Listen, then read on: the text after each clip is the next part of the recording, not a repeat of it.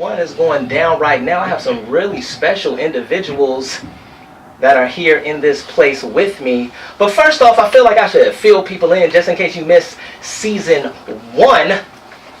And I want to say really fast, this is 96.9 FM KGPC Oakland. Let me tell you all a little bit about what you're dialed into. The Ghettosun Times is a podcast centered on the black community in the San Francisco Bay Area. I am your host, Roger Porter. I have a journalistic voice that lies somewhere between that of Tavis Smiley and Taxstone. I'm educated, but I still look at the world through a hood lens. I support the sisters, but I'm still an unapologetic black man. I sometimes work out obsessively, but I will never give up on pork. I'm very conscious, but I am not woke. Don't play me. Deep East Oakland, you know what it is. Season 2, Episode 1 has begun.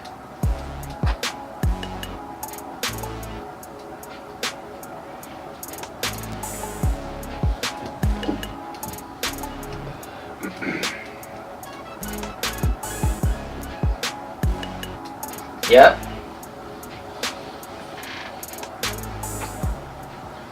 Don't play with me. Yes, we have a theme song. Shout out to Lock AF. If you haven't bought any of his products on iTunes, he's got music and it's slapping. Please get that. But check this out, man. So many things have gone down since the last time I spoke with you all. I can't touch on all of them, but I do want to take the time to dedicate this whole season to the memory of Nia Wilson. Nia Wilson was killed at MacArthur Bar Station in Oakland by a white supremacist, and I don't care how they cover that story and say that it was random. It was not random. It was a targeted attack, and he was a white supremacist with black boots and white laces. Google that and see that that is white supremacist attire, and he targeted these young black ladies. And I want to say this, rest in power to Miss Nia Wilson. We will never forget you, and you did not die in vain, baby girl. But right now, the racist summer of 2018 is over and fall is upon us. So there's a period in my life where fall meant one thing, and that was football practice. As a matter of fact, I would be looking forward to fall all summer long so I could be with my friends and perform at the highest level in the football field. Maybe I'll get a cheerleader's phone number or score a touchdown and have my name printed in the Oakland Tribune. But that was the 1990s. Since then, I've had a chance to reflect on my involvement with the sport. It's not just a personal thing. It seems as though Americans are slowly trying to wean themselves off of football. Now when we think football, we don't think touchdowns and glory. We think concussions and onset dementia. This leaves me conflicted because although at times I feel as a black boy I was herded toward this violent sport that always requires enormous amounts of sacrifice but very rarely offers financial compensation, I still must confess that my identity, particularly my masculinity, is still almost totally wrapped up in lessons that I learned while playing ball. This came to a head a few years ago. I had an experience and I had to write it down. I wrote this piece. It's called A Violent Game. It's really strange how violence is so woven into the social fabric of manhood. Yesterday was my little cousin's 9th birthday, and since he thinks he's practically grown, I wanted to get him something memorable. So I paid for him to try out for the local youth football team. It made so much sense to me because he's already been playing baseball for 3 years, and he hates it. He can't really explain why. He just knows that he doesn't like the sport. Then there's this living situation. He lives in a house with my aunt, his mother, and his 4 sisters. Needless to say, he feels very alienated at times. Therefore, when I pitched the idea of playing football to my aunt, she thought it sounded great, and he did too. But now that I've given him the gift, I'm having serious reservations. I remember the first year I tried out for football in the 6th grade. I remember showing out in practice, instantly being one of the fastest players on the team and having ambitions of being a star running back. Until we actually got the pads, that is. Once we got those 8 pounds of gear, which in my case included a helmet that was way too big with a bar going down the middle of the face mask along with big bulky shoulder pads that bounced every time I ran, and we started hitting, it was like a completely different game. The first day of tackling practice, coaches noticed that when it was my turn to run the ball, I would avoid contact by slowing down or stopping right before my teammate hit me instead of lowering my shoulder and trying to run him over. It was a basic instinct for me. I mean, why would I just let some kid plow right into me? After about the third time I did this, I overheard one coach whispering to the other that I was soft. "That's okay," the other coach responded. "I got something for him."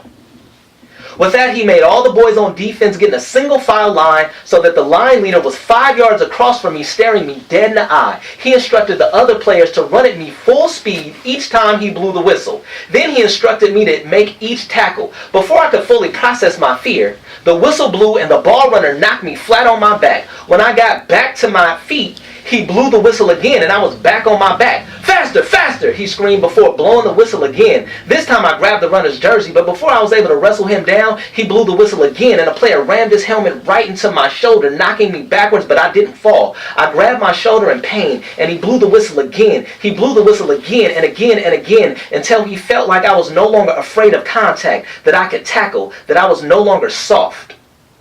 After that practice, my shoulder was purple and my neck was aching.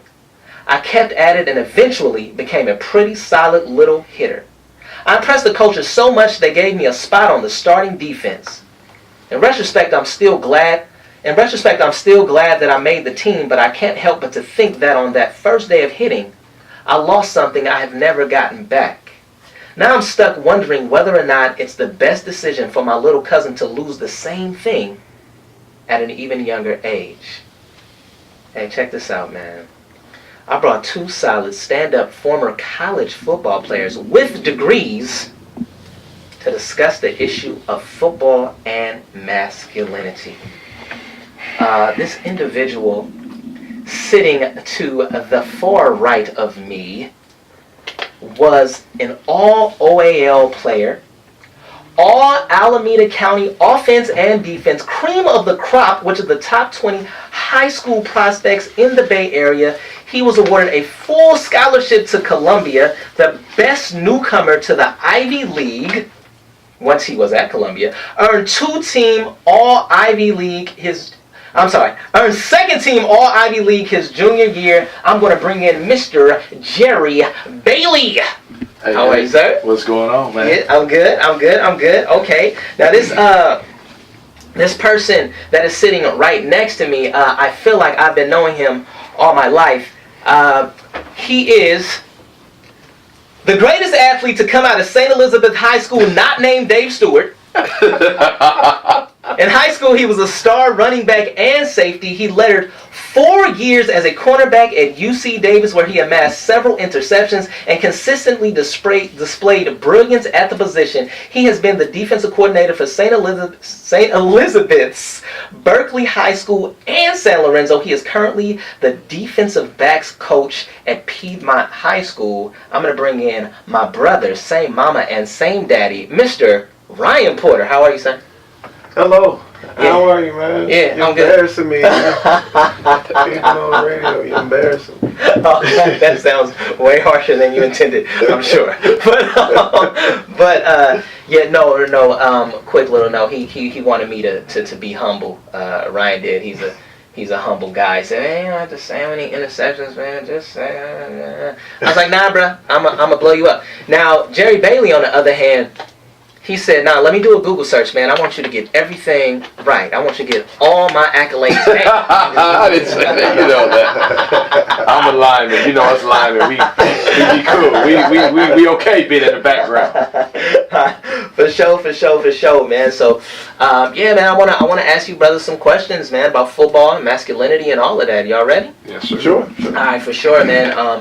So my first question is what is the most valuable lesson the football taught you all about yourself and about life? What's the most valuable lesson taught you about yourself and then about life as well? Ooh, you want to take that first? Mr. Bailey. You're the elder statesman. I think I should defer to you. So I insist if I'm the elder. Oh, man. Okay, so what? The most important thing I got from football for myself and about life? Yeah, exactly. I think you get answers. You get answers, and concrete answers. There's no in between on the football field. And I think in life, a lot of times we try and live in the in between, but you can always define, even when you get down to the nitty gritty, you can always define a clear answer, and that's what I look for in life. So for me, I guess the important thing that I got was whether if I was stronger than this guy, or if I was a better player than this guy, or if he was a better player than me, there was a definite answer. And in life, that's what I search for, is definite answer. Have you found that present in life, as present in life as it was in football? No, in life, I do think that like I said, there are a lot of gray areas, but searching for those answers is kind of what I got from football. Okay, for sure. Mr. Bailey, sir? Well, that's a good question. I think what I learned about myself was that I could endure more than I thought I could. Right? Football forced me to persevere through, pain, through, not optimal environments. And so that's what I learned about myself, that I could do a lot more than I thought I could. Yes, sir. What I learned about life,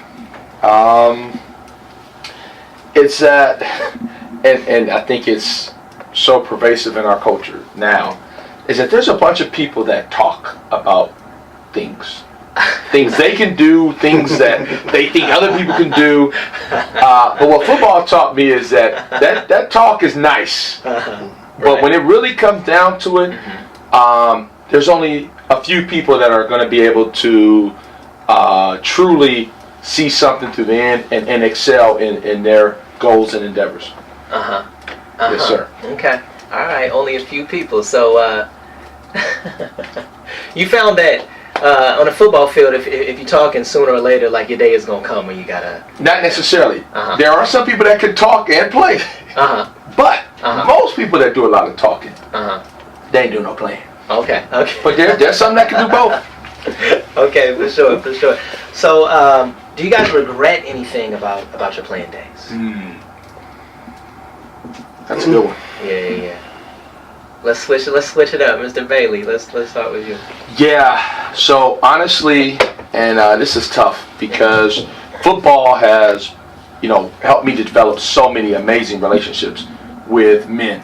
As the only child raised by my mother, single mom, football really gave me a place to bond with men. And so, but looking, for me, the biggest regret is that actually I played so long, to be honest with you. Okay. Right? I think that going to Columbia, an Ivy League institution, there were a bunch of opportunities there. And I think that some of those opportunities, just because of scheduling of time, I wasn't able to take full advantage of. Okay. Because, again, you got to lift, you got to work out, you got to watch tape, you got to still study. So do you think that in college you weren't as well-rounded? Because like in college you're supposed to like go find yourself to a certain degree. And so do you think that you weren't able to find yourself because your identity was basically like given to you through football? I wouldn't say I wasn't able to find my identity, but I think I wasn't able to take full advantage of this opportunity that was in front of me. What do you mean? Meaning things like internship, things like being even a better student, right? Okay. Choosing my major, going study abroad. Okay. All those things you can't do as a football player because you got to be in the fall, it's go time, practice. In the spring, you're training. In the summer, you're training. Okay. So that, again, I hate to say this because, like I say, some of my best friends I met in college playing football. But again, if I could do it all over again, I might have not played all 4 years. That's a very big statement. Yes, sir. Have you said that out loud before? Yes, I have. And my friends, we have a ongoing debate. So there's a group of 5 of us that are my really, really close friends. We're on a text group message and we text each other every day. And we talk about this. And I think even with me being the #1 recruit that year and being Mr. Newcomer to Ivy League, all that great stuff, there's just some stuff you just cannot get it in, right? You know, even some of the rules. I had a teammate, real good-looking guy, you know, like you and your brother, real fit, real swole. We're in New York City. Someone stopped him walking around New York City and put him into a commercial, right? So, but that's an NCAA violation. So he had to give the money back. It was all this big thing. But what could have become of him? I'm not saying he would have blew up and been Tyson Bedford, but I'm just saying it wasn't because he was a football player that he got this thing. He's a good-looking brother, right? And so things like that, right? That constraints that are put especially on football players and basketball players, right? Black male-dominated sports that are not on other athletes and other artists, are some of the problematic issues. And so, like I say, I'm not in that. If I could go back, I probably, I would have used it to get to school, but after that. Which quite a few of my counterparts did. So they don't take your scholarship, like if you. No, so it's Ivy. So it's really not an athletic scholarship, right? You're recruited the same way. Obviously, there's some influence on admissions, right, into the school, but it's not a athletic scholarship, right? It is more of a what do you call it? Need-based grant, academic grant. Financial So my that's like your situation, right? Okay. So my recruiting class, we had about 35, and we graduated with 12, I think, of the original, 11 of the original, and 2 guys walked on.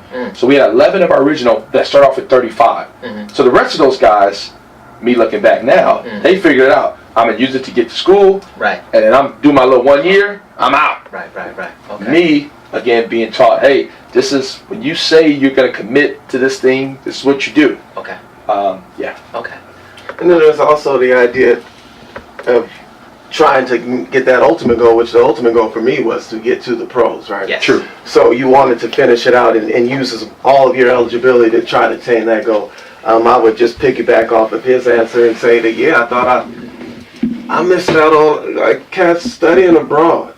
Yeah. I really wish I could have been in another country studying a different culture. That is one of my biggest regrets. And then not being good enough to make it to the pros, of course, is something I regret. Because then you feel like, I felt like I should say, then why have I been doing this since I was in the 7th grade? Right. You know, because since I was in the 7th grade, I wanted to be on TV. I wanted to buy moms a house. I wanted to, buy my grandmother a house and all this and that. And so then you have to realize that, okay, that's not going to happen for me. Now where am I? My dream was to play professional football. I don't really care about this professional world otherwise.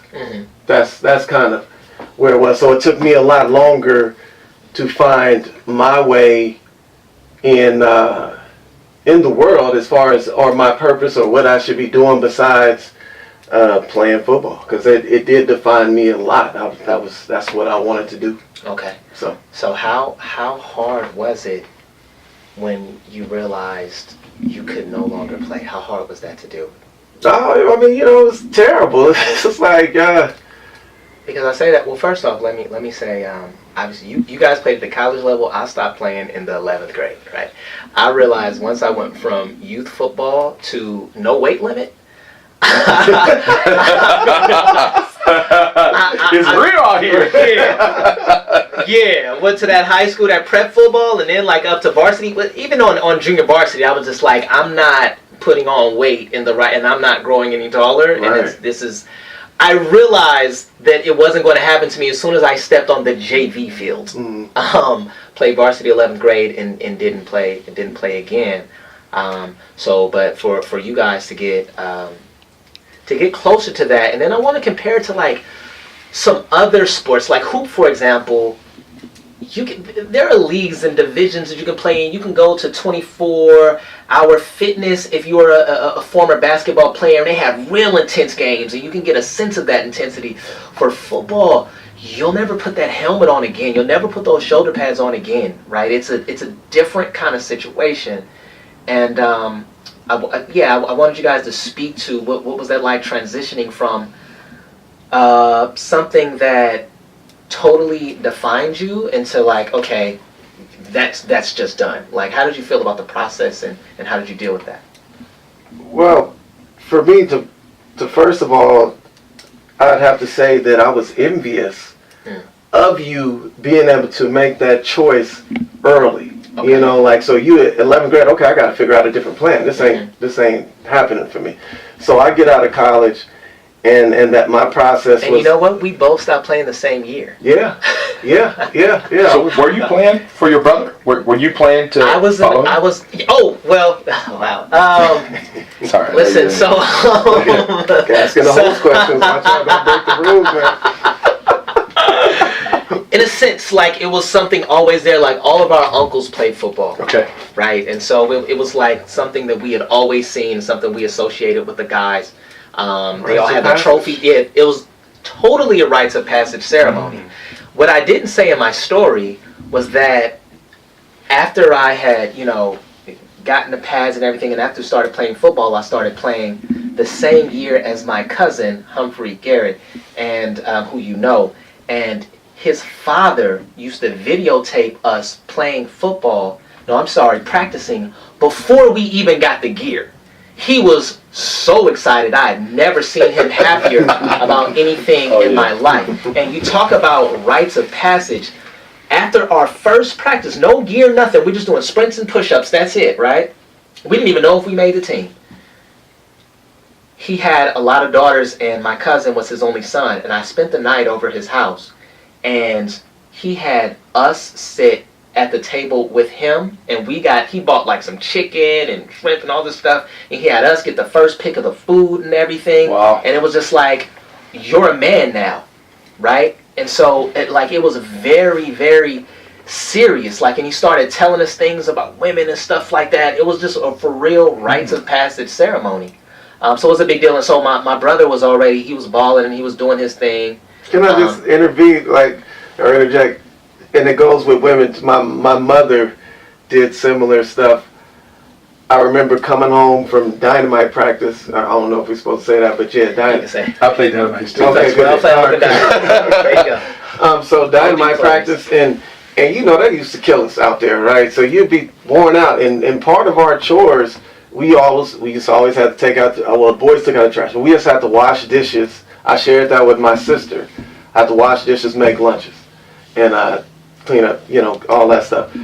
Well, once I started playing football, I would just go and lay down and go to sleep. I would eat, go to sleep, that was it. My sister started complaining, talking about he ain't holding up his end of the deal. He needs to be in there washing the dishes. And my mother was like, no, he's tired. He's playing football. You need to let him. Wow. No, it was real. Mom, you're the real MVP. No, man, like for adults, man, and I want to get back into this coping question, but it was, my life didn't matter until I started playing football. It was like, boys and girls, whatever, you guys are all, whatever, adults didn't really have anything to say to us either way. But once you started playing football, it's like, oh boy, what position you play? Okay, it was nothing like me just walking to the bus stop from my home with my helmet under my shoulder pads and having like dudes on the corner, people pulling up, who you play for, little homie? Okay, what position you play? Oh, coach, is Coach Wilkins still there? What do you, and all this type of stuff, and it's just like, you get so many accolades just by playing this sport, and people look at you differently, and people respect you, and it was just truly amazing. So yeah, I was definitely following his footsteps and other people's footsteps. But going back to the question though, once that's over, then what do you do? Yeah, man, I think initially I struggled, but I had a job.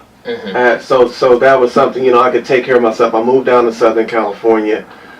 And like you said, there is no true weekend warrior type of transition for football. I mean, I tried to play flag, and then I realized that these guys, once they realize that you've played some kind of college ball or something, then they start attacking you, like really trying to play out their dreams on the flag football field, and it's like, nah, like I'm not getting paid for this. Right.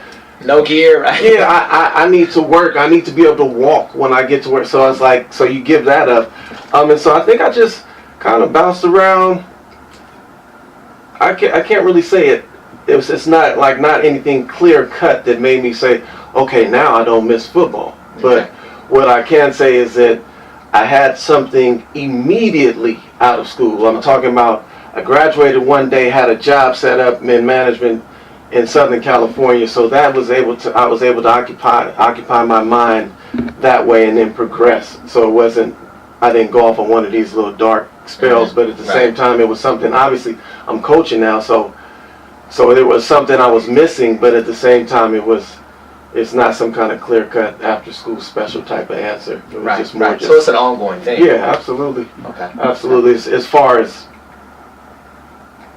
no, I wouldn't say I miss the game that much. I'm in a transition as far as sports in general, but as far as me playing, no, I don't miss playing at this point. I don't.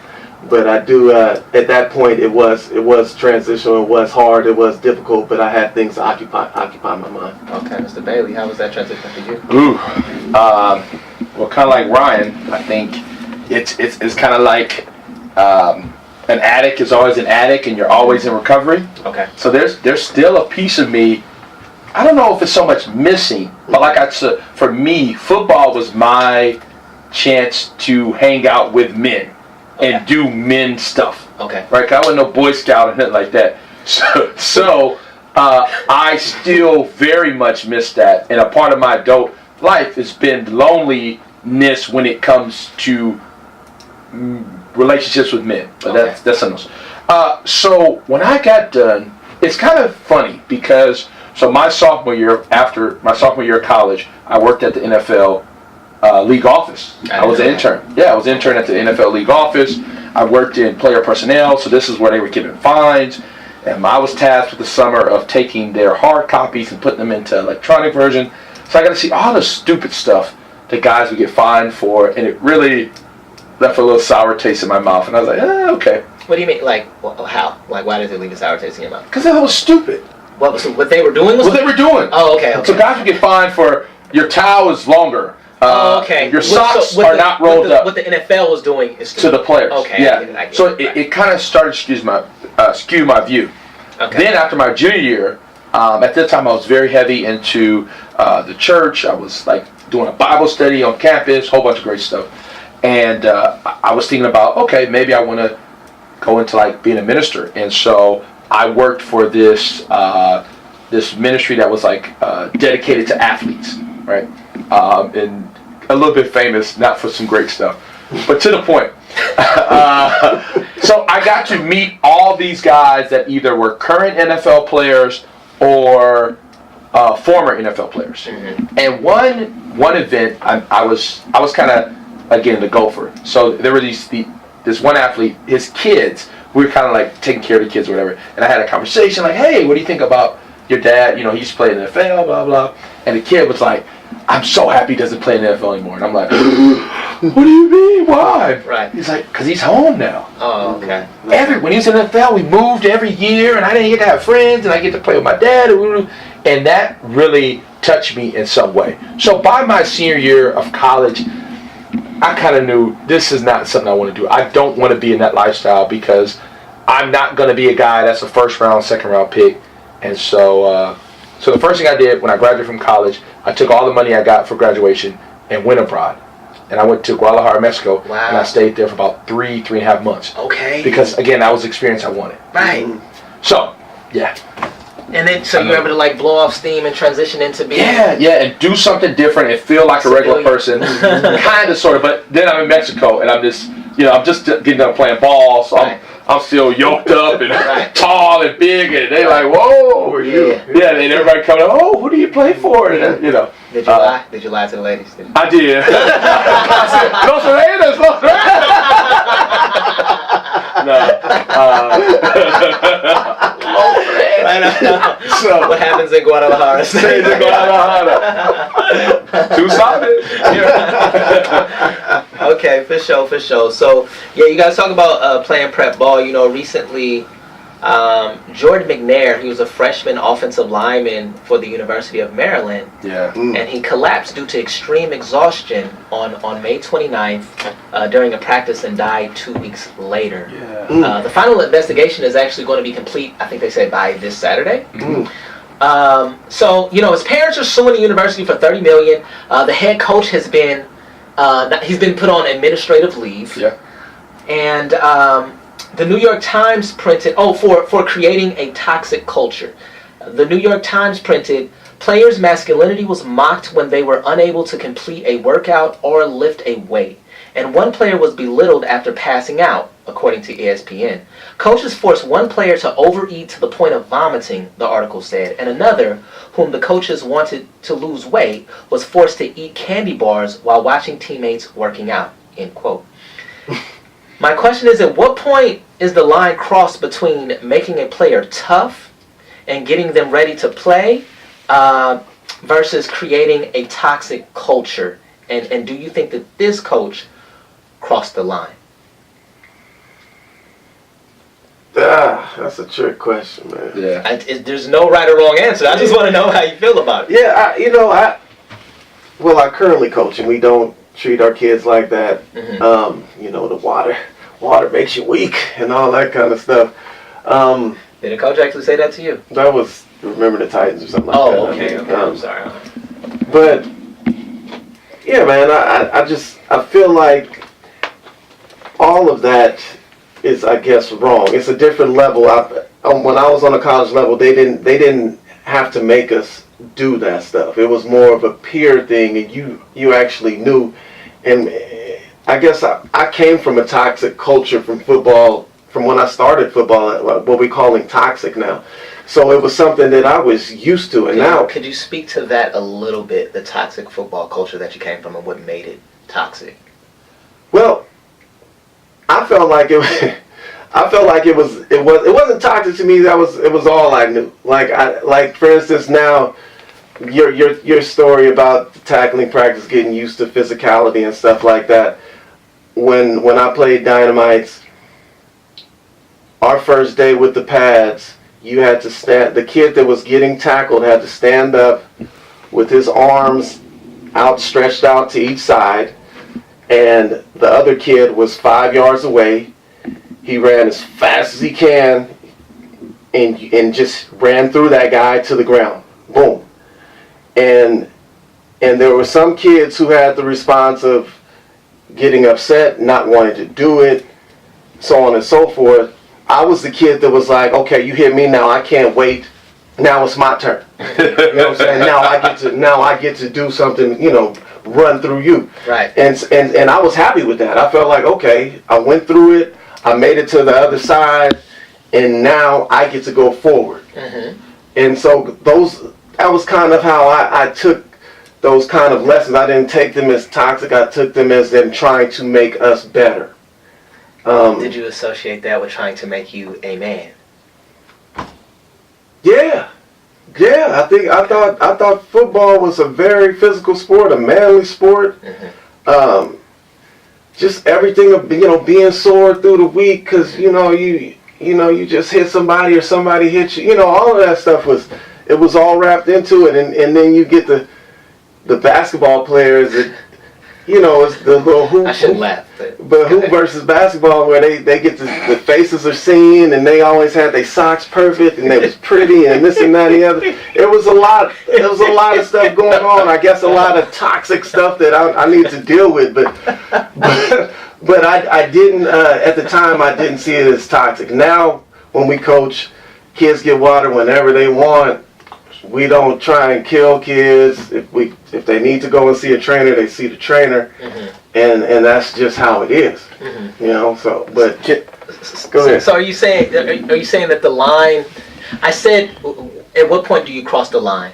It sounds like you're saying the line is a lot closer now, and so you just adjust to where the line is now. It's a different line now. Well, I don't even see it as you can't push kids like that anymore. You don't do, like, if a kid is saying that he's got something going on, in my mind, you have to believe that. Okay.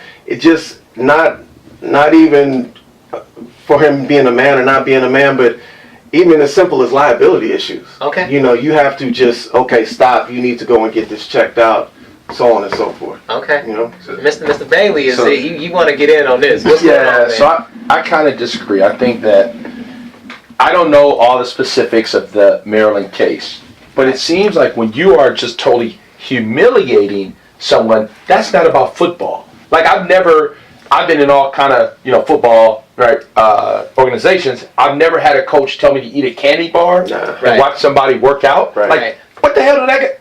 Right. What does that have to do with football? Right. So I think when you start personally attacking someone, that's when it's not about football. Okay. However, when you look at, you still, like football level overall has raised since we stopped playing. Like the football players today are monsters compared to what we were. They're bigger. Is that bigger, stronger, faster, more skilled, more talent. Like they are incredible watching some of these young men play. And I think they're still getting pushed the way we got pushed, excuse me.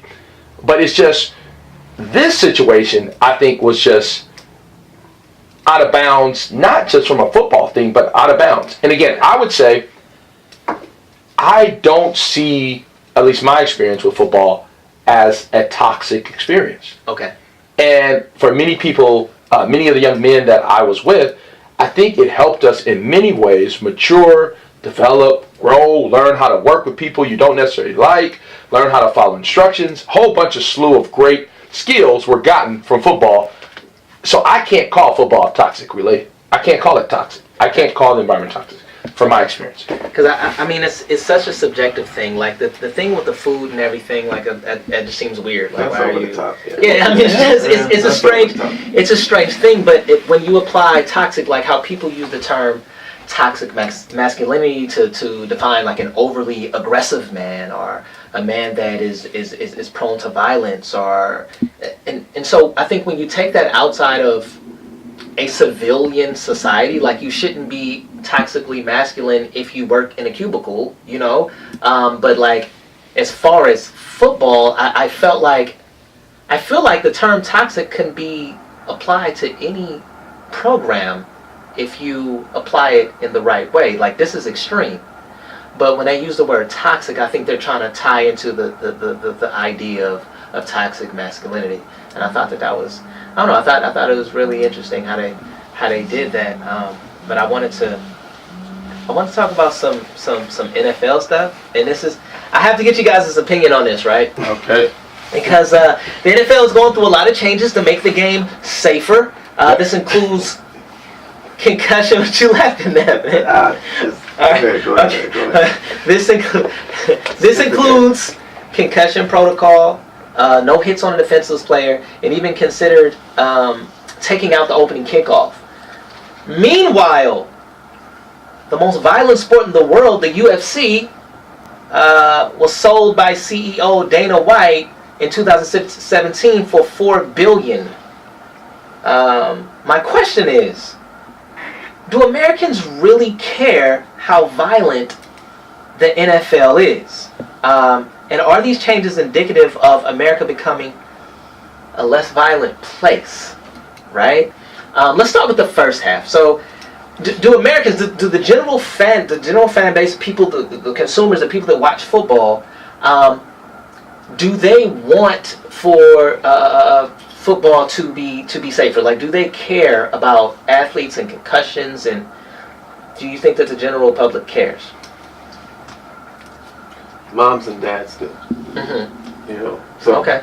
So I mean, they're the general public, and if you want football to live, you have to cater to what moms and dads see. And if they're seeing players get knocked out, they're seeing players that 10 years, or even after they're playing college sports, after playing Pop Warner high school, college, that have CTE, that are committing suicide, things like that. Those are the images that they're seeing. I think, yes, they do want it to be less violent if they want their kids to be able to play it. I think that's kind of what what it boils down to. I think if they didn't care, they wouldn't change the rules. Mm-hmm. You know, but I highly disagree. I think that we love violence as Americans, and again, the boom of UFC is to me proof of that, right? Because boxing is violent enough. I thought it was, but Now apparently it isn't. It's not. So. We want you to be more violent, and I think that the general guy or gal that's watching the NFL wants to see those big hits. Wants to see. Now, again, mom and dad, of course, they care, right? I have a son, right. and there's issue, but we as Americans, we love it. We love it in our movies, we love it in our TV shows, and we love it in our sports. Right. And did you want to? I agree with the point, but I also think that they don't want to see the real life result of that. And if you see the result, and when you get to see that's what we're getting more and more images of what happens as a result of those hits. And so when we see that, I think people start to think, I skipped church to watch this kid get his brains halfway knocked out. Okay. I don't know if I want to do that anymore. You know? I don't know if the average fan is doing that. Yeah. I don't like. So I'm not. Which we'll probably get into later. I'm not watching NFL right now. Right.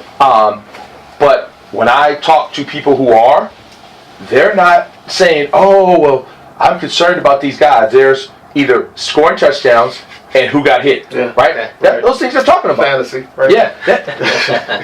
I think from the league's perspective, it's a liability issue for them. Okay. That, hey, because as the research comes out more and more, and now they're trying to dance around it.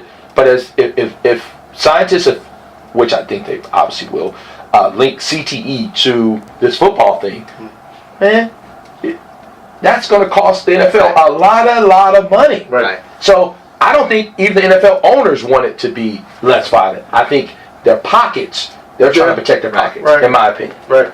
You know, it's interesting when we talk about the concussion protocol, and of course, back in the day, Lawrence Taylor, Bill Romanowski, whatever. Like you play concussion. Junior Seau, of course, rest in peace.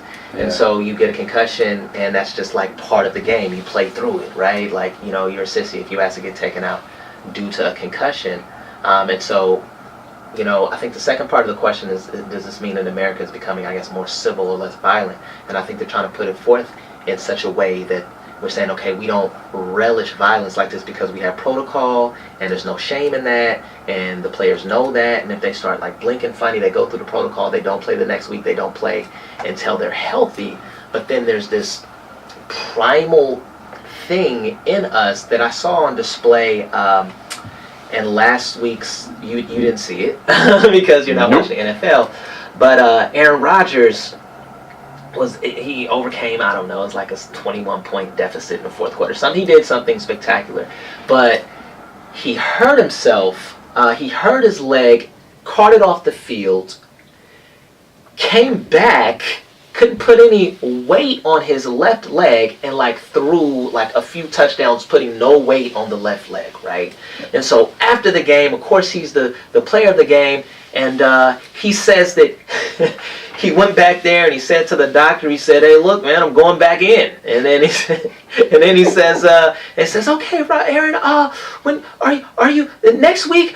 Is a big?" He's like, "Yeah, I'm playing." So it was just like, yeah, you know that he was playing to the crowd, like, yeah, he's a tough guy, and we want to see that. We want someone. The ultimate show is when someone is willing to die for us, right? To die out there in the field. And I think we have that war, give it all up and put it all in there. And we're cheering, just roaring up to 100,000 people in the stands, and they want to see a gladiator contest. Mm-hmm. That's so funny, because that's the imagery I'm getting, and that's what I see. Right? It's that gladiator to the death. Mm-hmm. We do not care what happens to you. We really don't care. Right. Definitely not in the moment. Right. Yeah. And it's like we try to brush it over with this protocol. But I think even if we wanted to, like in the moment, it's like, yeah, go ahead, woo! That's a man. That's a man's man. He'll never have to buy a drink in my town. You know? Yeah, but the funny thing is, he probably got shot at with some drugs. Oh, a lot of it. Yeah. That's it. He just got shot at with drugs. He'll have to deal with that when he retires, right? Exactly. But then we'll have moved on to the next hot quarterback, right? Yeah. Give him some of them that Favre shot. You know? Right. Oh man. Far.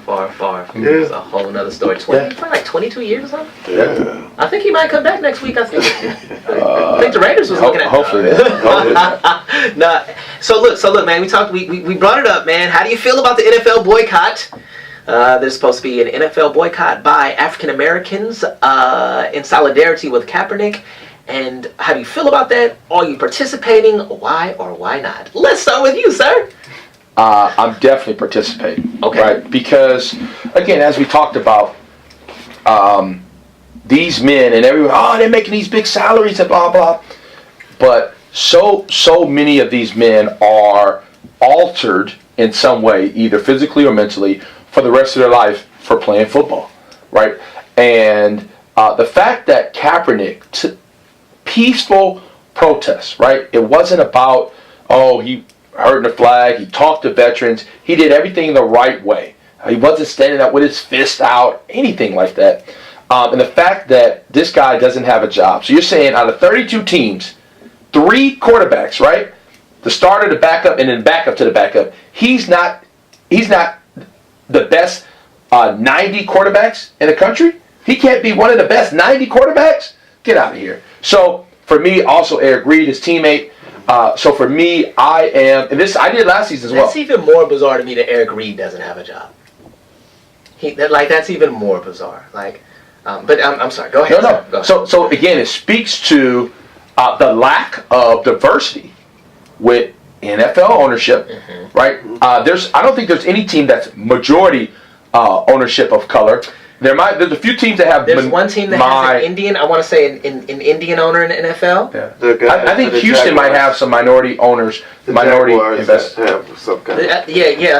One team has a majority, like an Indian owner, but everyone else is white. Like Native American or East? No, he is East. He is. I'm not gonna give you my dollars, and you treat people that look like me a certain way. Okay. Right? When they speak about people like me being treated a certain way. Okay. Yeah. How you feel about this, Zach? Yeah. I haven't actually put that much thought in it. I am watching football. I did see pieces of of some of the NFL. I looked over people's shoulders while I was at work. But anyway, I agree with what you say as far as Kaepernick should have a job, so on and so forth. But I feel like us hurting the NFL financially are hurting the people that we're trying to help. I feel like there's that piece that we're hurting the athletes if we don't. They're not going to get paid as much if the owners are hurt financially. I know it. I don't know if it's a popular view or not popular view, but I feel like that there has to be that piece. I feel like we're hurting the biggest black, by numbers, I think the NFL is the biggest black athletes or whatever there. I feel like we'll end up hurting them as well, and so it's tough for me.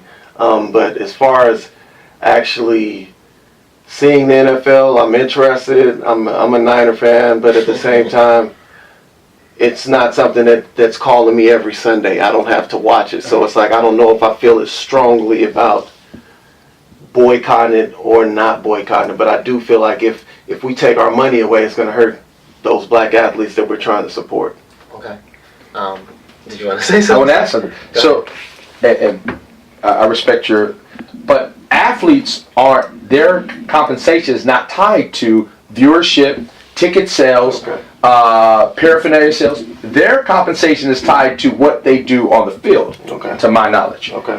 Ownership profits are tied to ticket sales, paraphernalia, TV sales. So, in my mind, that's just, I'm not hurting the athlete because they're not compensated based on how many people watch or how many people buy. Right. The owners are compensated because of that. Okay. Do you all think that the NFL owners colluded against Colin Kaepernick? I have to ask a question, man. Don't look at me like that, man. In a word? Only one word. Only one word. No, I can say it. You can't prove it, but I feel like yes. Yeah. I feel like yes. Yeah. It's gonna be hard to prove it, but for sure. You sure. think he did? Do you think he's okay? So he's got a difficult case ahead of him. Yeah, it's gonna be tough to prove. Okay, all right. Going back to the other thing about okay, so Kaepernick is now being paid by Nike. Nike aired that ad opening week of the NFL season. So I feel like they're like, hey, we're paying him. We want you guys to watch. He's happy now. I feel like there's that. So I don't know. The protest is so loose. Like I don't know what the end game is, and are we trying to bankrupt the NFL? I don't know. It's interesting, but with the Kaepernick situation, do you feel like the Nike situation that's a good move, or? Yeah. So I think Nike really is going to win big out of all this, right? Because Nike, right? I think a month before that signed a 10-year deal with the NFL, so the NFL's locked in regardless of what Nike does, right? Right. So I think, and then so they getting the big money for the NFL. Then they come over and now they look like they're for the people, right? And I think that for them to make him the face of the 30th anniversary, I think they're 30th, 40, whatever, it's huge, right? It's huge for his message, but it's also huge for Nike because, again, a large part of their customer base are African American folks. So I'm for it. Okay. I don't know. Like you said, I don't know what the goal is. What is? I like that Kaepernick is out there with his fro and doing his thing, but I just don't know what the end goal is. What's the end game? Yes, it's I don't know what it is either, but so both of you guys have sons. Both of you guys have sons, right? Given what you know about football now, the state of football now and where it's going, how do you feel about your sons playing football? So this is a tough, man. This kept me up a lot of nights. So my son's 12, and so I did not want him to play football. We tried everything: soccer, basketball, track, everything. Right? I like it. It was cool. But he's like, Dad, I want to play football. So he's played flag football for about 5 years, right? It was pretty good. Like we were traveling. He was an all-star, all that good stuff, and he really begged me. And so this year I caved in, and I'm letting him play, and he's good. I mean, he's really freaking good. Yeah. And it sucks because I wanted him to be bad, right? I wanted him to hate it. I wanted him to be horrible. And so I think. What is he doing out there, Jay? He bringing the lumber. Oh man, he's laying cats out. In the scrimmage, he's starting on offense and defense. Okay. He's a beast. So we got our first real game this Saturday. So we'll let you know next week. But I think for me, my thing with him is that, dude, you don't have to do this, right? So it's that choice piece of, for me, I felt this was my way to get to college, right?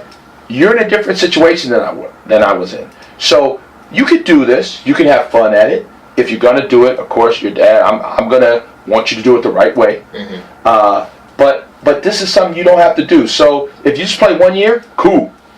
You're done with it, right? But again, if you start something, we gotta finish it. But so you'll finish the season. But after that, you don't have to play football ever again. My thoughts though, he likes it. He really, and I don't know. I don't know what I'm gonna do moving forward. But he's good and he likes it, and I'm like, darn it. Yeah, you rocking with him. Well, I mean, any other ambition he's had, I've always supported him.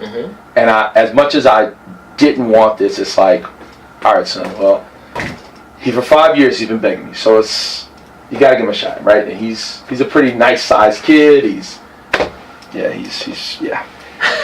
about you, sir? Well, my kid is going on 2. Don't act like you haven't thought about it. Listen. So, when I coach, sometimes I have to have him with me. So he's already, instead of saying football, he says feetball, say it, go. And he's doing his quick feet. He knows all the drills. And then, of course, me being, fanatical about sports and coaching and this and that, I'm saying, he kind of got a little something. I'm looking at him and I'm like, okay, he's kind of bouncy. Okay, let's put him on a 40. What's your 40 time kid? Let's change the direction. Let's put him in the shuttle drill. Oh goodness. But he's got y'all genes, man. He's gonna be fast. He's gonna be athletic. And so, but no, I don't want him to play. If he didn't play football, I would be more than fine with him not playing football. And it's part of the piece is the choice thing. I did feel like opportunities, rite of passage for me. That's not his reality. No. That will never be his reality. Yeah. And then there's the piece about actually getting hurt. I don't, but I feel like the game is changing. It's going to be basketball on grass, or basketball on grass before we know it. So, but there is that CTE, that CTE thing that's in my head. So I don't want to play it. I'd rather him, if he's going to play a sport, I'd rather him play an individual sport. I'd rather him be his own company, his own CEO, like tennis, golf, something like that. Okay. I don't want him to. I just want him to have a different mindset when it comes to sports than I do. But if he wants to play, you will allow him to play? If he wants to play, I will support him. He will not play tackle football until high school. Ooh, that's a long time. Yeah, it is. And ninth grade. He's got a lot of time to think about. It's going to be hard. So I was thinking that too. Yeah. It just didn't work out the way. He wore me down. And he's like, well, Dad, well, if you wait to ninth grade, then everybody else, they're going to know more than me. Well, see, he's not 2 yet, so, but that's the goal. That's the goal, is for him not to even get to play tackle until high school. All right, well, final question. What would you say to that 12-year-old black boy, who wants to play in the NFL? That is his one and only dream. He's just going to school so he can do enough so he can play football. NFL or nothing, right? What message would you express to that kid?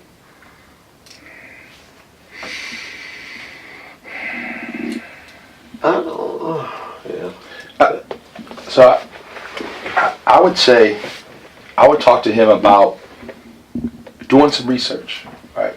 Like, how many people do you know make it to the NFL that play football, right? Of those that make it to the NFL, how many of them last longer than 3 years? How many, and start talking. If you really want to do this, then you need to do your homework and prepare yourself to do this. And my hopes would be that he realizes that it is a shot, but it's a long shot. And so maybe there's something else I could be doing. I also talked to him, which I don't know if this has been you guys' experience, but growing up in Oakland, the best athletes I've ever seen in my life did not even play 4 years of high school. The very best. We went to, it was some incredible athletes I grew up with that did not finish just high school football. So I would tell him, dude, there's no guarantee you're going to go anywhere with that. But yeah.